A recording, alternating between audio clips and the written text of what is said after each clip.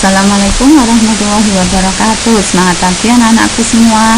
Bagaimana kabarnya hari ini? Sehat ya? Oke, pada hari ini kita masuk pembelajaran 5 tema 4 subtema 3. Sebelum belajar kita buka dengan doa terlebih dahulu. Berdoa mulai. Bismillahirrahmanirrahim. Rabbi Islamina Rabbi Muhammadin Nabiyya wa Rasulullah Rabbi zidni ilma warzuqni fahma amin ya rabbal alamin. Baik anak-anakku, kita simak di pembelajaran 5 ini kita akan belajar apa saja. Nah, yang pertama kita akan belajar muatan IPS, yaitu mengenai kerjasama Indonesia dengan ASEAN. Kemudian yang kedua ada muatan SPTP, masih seputar poster ya. Kita akan mencoba untuk membuat poster dengan tema cinta tanah air. Pada era globalisasi ini sangat diperlukan semangat untuk cinta tanah air. Semangat cinta tanah air akan membuat Indonesia semakin berkembang dan siap menghadapi era globalisasi. Apalagi yang bisa kita lakukan untuk menunjukkan sikap cinta tanah air. Kemarin pada pembelajaran 4 anak-anak sudah ya memberikan beberapa sikap yang mencerminkan sikap cinta tanah air. Salah satu upaya yang bisa kita lakukan untuk mengajak orang lain cinta tanah air adalah dengan cara membuat poster. Ini tugas kalian hari ini ya, yang diberi warna merah. Buatlah poster yang bertema cinta tanah air atau mencintai produk dalam negeri juga merupakan salah satu bentuk perwujudan rasa cinta tanah air. Perhatikan kriteria poster yang baik. Sampaikan poster tersebut ke orang-orang di sekitar kalian. Sampaikan kepada mereka akan pentingnya menggunakan produk dalam negeri.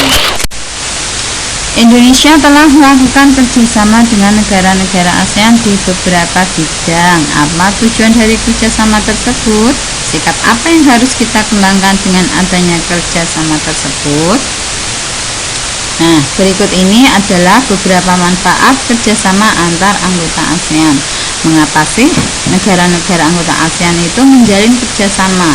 Bisa di bidang apa saja kemarin ya yang sudah kita pelajari, ada di bidang ekonomi, bidang sosial, bidang budaya, kemudian bidang politik.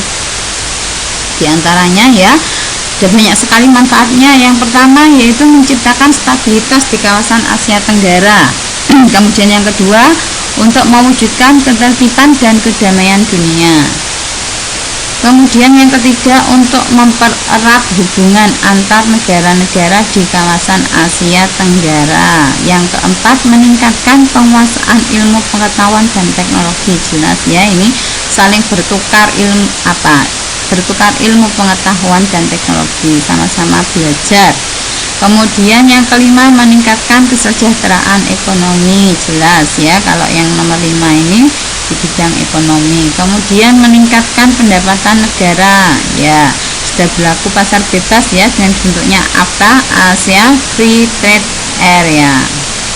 Area pasar bebas, sehingga untuk sesama negara-negara anggota ASEAN itu biaya masuk cukai keluar itu lebih rendah, anak-anak diberi keringanan, sehingga untuk ekspor impor antar negara ASEAN itu lebih lancar.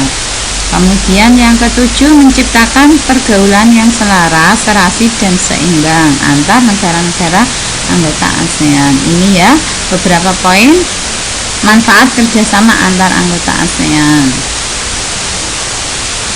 Sebagai warga negara yang cinta tanah air, kita harus memberikan dukungan yang positif. Sikap yang harus kita kembangkan untuk mendukung kerjasama antar negara ASEAN antara lain.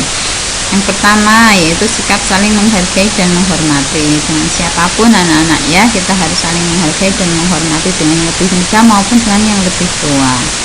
Kemudian yang kedua, tidak membeda-bedakan antar anggota ASEAN. Jadi penduduk misalnya Malaysia atau Singapura atau Filipina, Indonesia, semuanya sama ya, tidak ada yang lebih tinggi, kedudukannya sama. Kemudian yang ketiga, melaksanakan kerjasama dengan penuh tanggung jawab. Yang keempat, mentaati aturan yang berlaku dalam kerjasama. Dan yang terakhir, tidak mencampuri masalah negara lain. Kerjasama tetap terjalin tanpa harus mengintervensi atau mencampuri urusan dalam negara lain. Itu masalah intern ya, masing-masing negara, jadi tetap harus dihargai. Indonesia menjalin kerjasama dengan ASEAN supaya Indonesia semakin berkembang. Indonesia mengenalkan budaya melalui berbagai pertunjukan. Indonesia juga menjalin kerjasama di bidang politik untuk memberantas kejahatan narkoba. Sebagai warga negara yang cinta tanah air, kita harus memberikan dukungan yang positif. Semangat kerja keras adalah hal yang perlu terus kita kembangkan dalam menghadapi era globalisasi ini. Sebagai pelajar, salah satu kerja keras adalah dengan cara giat belajar. Belajarlah untuk mencapai cita-citamu, giat belajar untuk menghadapi era globalisasi. Oke ya, ini yang pesan disampaikan ya, yang perlu digarisbawahi sebagai pelajar. Bagaimana cara kalian bekerja keras anak-anak, yaitu dengan giat belajar. Jika cita-cita kalian tercapai, tentu semuanya akan merasa bangga dan bahagia ya. Orang tua kalian, guru-guru kalian, dan terutama juga diri kalian sendiri pasti bangga. Nah, untuk mencapai cita-cita tersebut tentu diperlukan suatu kerja keras dan juga doa. Itu anak-anak ya. Nah, ini ada poin kerjasama dengan orang tua. Sampaikan kepada orang tua kalian tentang pentingnya cinta tanah air. Diskusikan hal-hal yang perlu kalian dan keluargamu lakukan untuk menunjukkan sikap cinta tanah air. Oke, demikian pembelajaran kita hari ini anak-anak. Semoga bermanfaat. Terima kasih atas perhatiannya dan tetap semangat. Di garis bawah, jadi tugas hari ini apa tadi anak-anak? Cukup membuat poster ya dengan tema tema cinta tanah air. Untuk selanjutnya saya akhiri, kita baca hamdalah bersama. Alhamdulillahirabbil alamin. Wassalamualaikum warahmatullahi wabarakatuh.